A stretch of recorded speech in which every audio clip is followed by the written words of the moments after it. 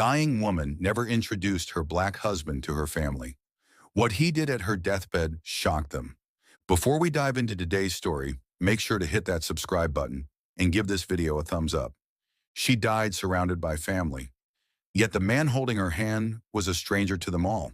When the truth came out, silence fell across the room like a storm. No one expected the letter she left behind. The hospital room was still. Machines hummed lowly, and beams of sunlight filtered through the half-drawn curtains, dancing gently across the linoleum floor. Flowers lined the windowsill, bouquets sent by colleagues, neighbors, family, and friends. They filled the space with fragrance, as if trying to mask the presence of death. At Lila's bedside sat a man with kind eyes and tired shoulders. Daniel's fingers were gently curled around hers, his thumbs slowly tracing the back of her hand. He looked like he hadn't slept in days, but there was no trace of complaint in his face, only devotion, quiet, constant. His eyes didn't wander to the others in the room. He didn't flinch when Lila's brother coughed awkwardly near the door, or when her mother dabbed her eyes with a tissue and refused to look in his direction. He simply stayed there, whispering soft words to the woman he loved. She didn't respond. Not anymore. But that didn't stop him from speaking. "You were brave," he murmured, "even when they didn't understand, especially then." Across the room, Lila's family sat stiffly in chairs brought in by the nurses. Her mother, Judith, wore pearls and a tightly wound bun that hadn't moved since the 80s. Her posture was perfect, her face pale but unreadable. The only time she showed emotion was when she glanced at the man beside her daughter. Then her lips thinned and she looked away. Her father stood by the window, arms crossed, watching the cars pass by in the parking lot as though one of them might take him away from this moment. A nurse entered and checked the IV, nodding politely at Daniel. "Mr. Adams, let us know if you need anything." Judith's eyes narrowed. "Adams," she repeated under her breath. Daniel caught it, but again he didn't react. His wedding ring glinted softly as he brushed a lock of hair from Lila's forehead. He hadn't taken it off since the day they exchanged vows in a quiet courthouse 7 years ago. She wore hers too, though most people never noticed it. But today the light caught it just right. Judith frowned at the sight. Her brows drew together, and her hand clutched her purse a little tighter. No one said a word. They had never asked who Lila spent her holidays with when she declined to visit.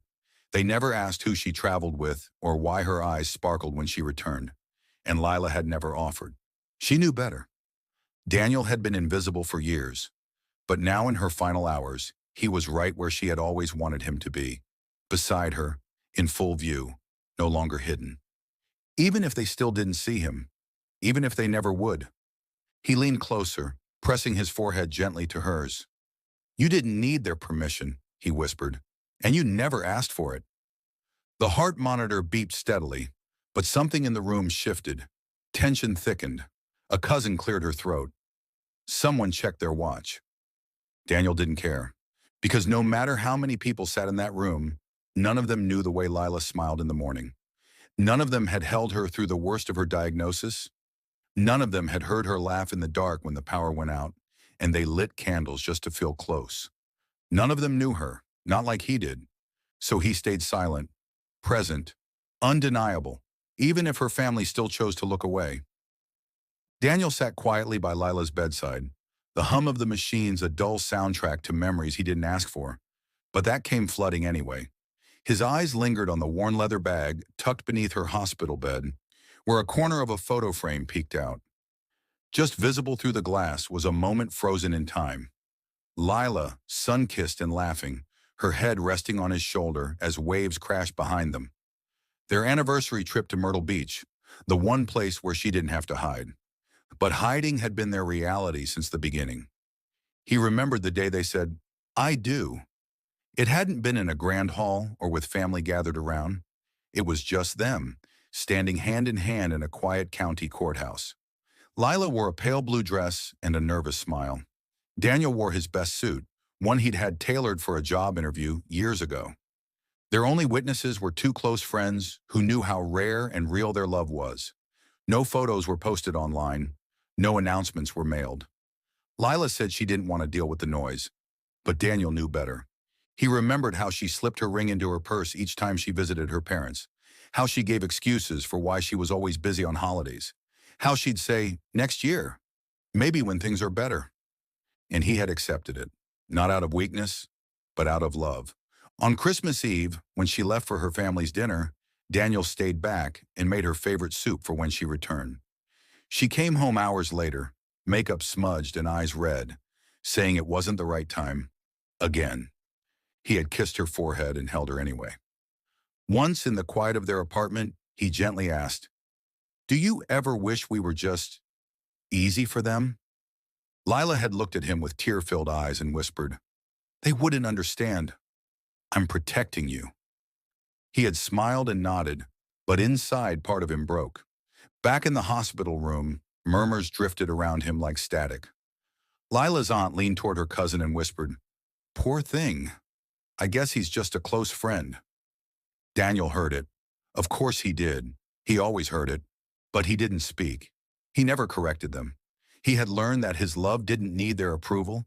His grief didn't need their permission. Still, it hurt. He reached down and pulled the frame gently from her bag, brushing his thumb over the glass. Her smile was so wide, so free. It was the version of her no one in this room had ever seen. That version had lived in secret. He remembered how she once whispered against his chest after a long day, "I hate that I can't share you with them, but I will one day." He had believed her, because even if she was afraid, her love had never wavered. It lived in her quiet gestures, in the way she always kissed him twice before leaving for work, in the way she saved her best stories for him. And now here he was, holding her hand as promised, as her husband, in a room full of people who only knew half her life. But he had known it all, and that was enough. The sterile quiet of the hospital room was broken only by the rhythmic beeping of the monitors. Lila's breath had grown shallow, her hand resting loosely in Daniel's, their fingers still laced, just like the day they first fell asleep on the couch together years ago, after binge-watching a show they never finished. Daniel had barely moved all morning. He hadn't eaten. He hadn't slept. He had only held on, physically and emotionally, to the one person who had ever made this silence feel like peace, not loneliness. The door creaked open. Lila's mother stepped in, pearls clasped tightly around her neck like armor, her heels clicking against the tile with authority. Her face was pale, but her eyes were sharp, unforgiving. Behind her, a young priest trailed meekly, holding a Bible and murmuring about blessings. Judith didn't acknowledge Daniel. She walked straight to the bedside and turned to the priest. She would want a final prayer. "Please," she said briskly, then glanced pointedly at Daniel. "He can wait outside." Daniel didn't move. He didn't need to. Judith stepped closer, her voice sharper. "This is a family moment." Before Daniel could answer, a soft but firm voice interjected from the doorway. "She asked for him to be here," said a nurse. Her badge read, S. Rios, RN. "He's not just here as a guest." Judith bristled. "He's not family. He—" The nurse stepped fully into the room and gently placed a hand on the priest's arm, pausing the ritual. "He is legally. He's listed as her husband in her advance directive and medical file." Daniel said nothing. He simply reached into his coat pocket and pulled out a small, creased folder. The beige paper was slightly curled at the edges. He opened it with quiet hands and turned it toward the light. Lila's signature, neat and unmistakable, sat just above the printed words, "Next of kin, Daniel Elias Adams, spouse." The priest blinked in confusion. The nurse gave a knowing nod. Judith stared at the document, frozen. Her lips parted, but no sound came. Then, just barely, her eyes flicked to the wedding band still shining on Lila's finger, something she had tried not to see all morning. Daniel didn't gloat. He didn't say, "She picked me." He didn't say, "She chose me," even when she couldn't tell you. He just folded the directive and tucked it away. Then he turned back to Lila, gently brushing a stray strand of hair from her forehead. The priest cleared his throat. Would you like to join in the blessing?" he asked, directing the question to Daniel this time. Daniel nodded once. "She believed in grace," he said softly. "Let's give her that." As the priest began to pray, Judith stayed rooted at the foot of the bed, arms crossed, her posture a mix of confusion and discomfort. But Daniel had already returned to the only thing that mattered, her hand in his. And in that moment, surrounded by judgment and restrained grief, he wasn't invisible. He wasn't hidden. He was exactly who Lila had said he was, in writing, in love, and in truth. Her husband, her family. The funeral had ended under a cloudy afternoon sky, the kind that presses silence into every corner.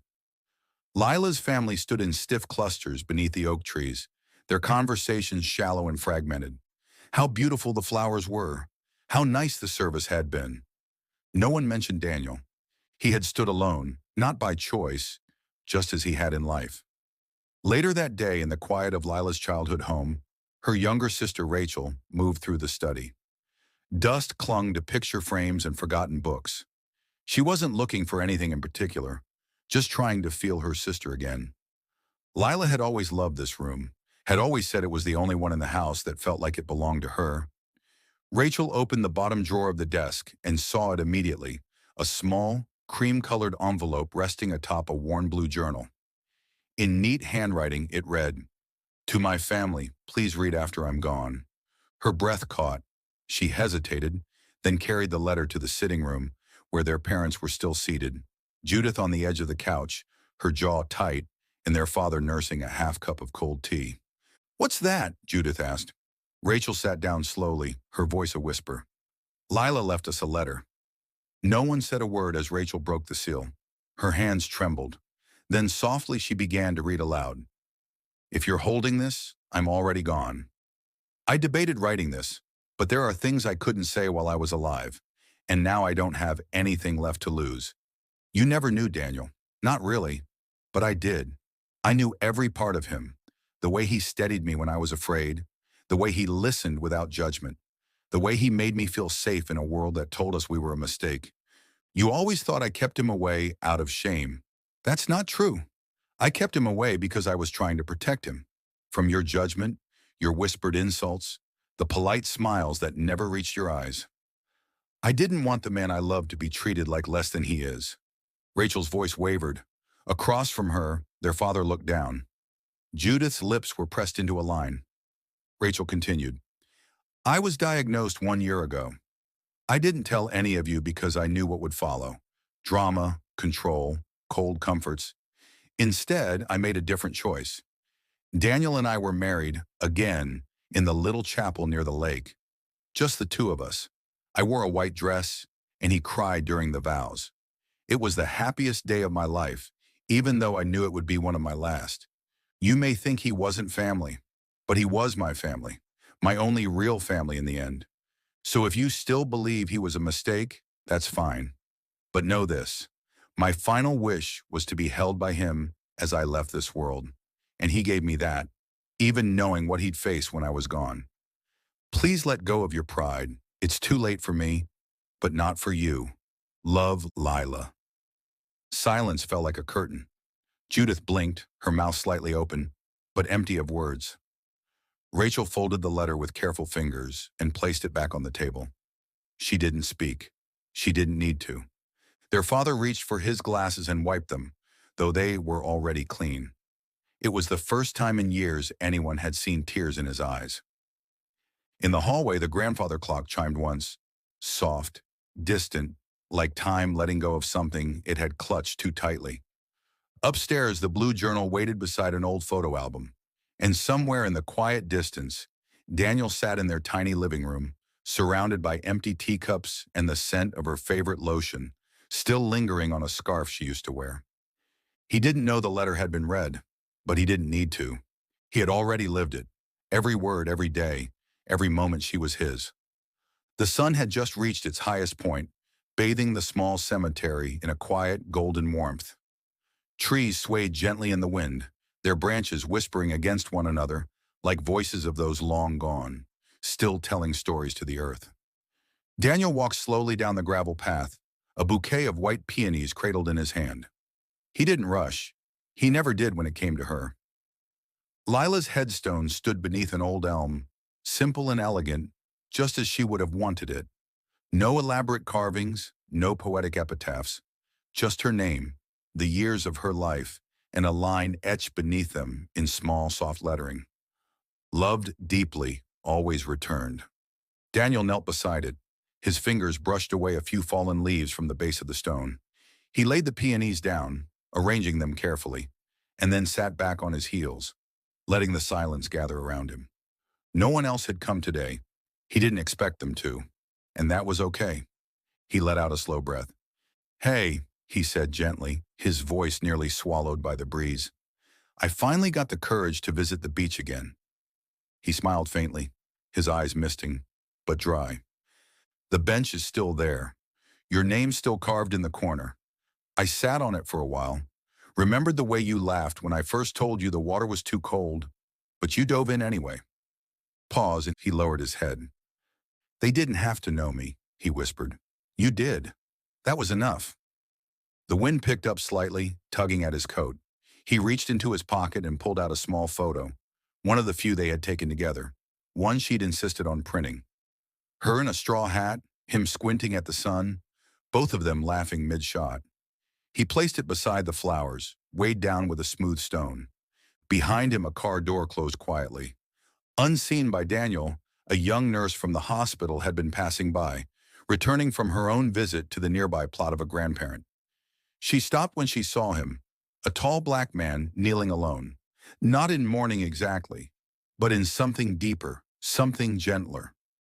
She watched, hand on her chest, the way his shoulders held steady, the way his silence seemed full of presence rather than absence, and something shifted. She reached for her phone and dialed. "Dad," she said softly. "No, nothing's wrong. I wanted to tell you I love you." Daniel rose to his feet, brushed the dirt from his knees, and looked up at the sky. The sun had broken fully through the trees now, casting light across Lila's headstone like a blessing. He gave a small nod, as if to someone standing just beside him, and then he turned and walked back down the gravel path.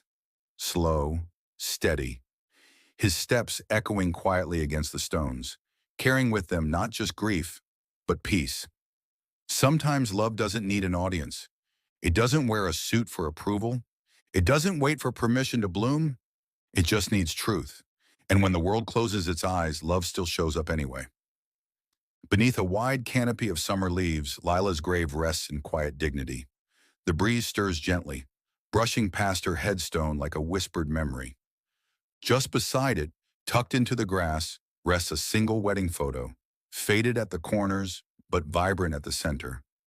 Lila and Daniel, arms around each other, smiling, so wide you could hear their laughter through the image. The sun catches the photo at just the right angle.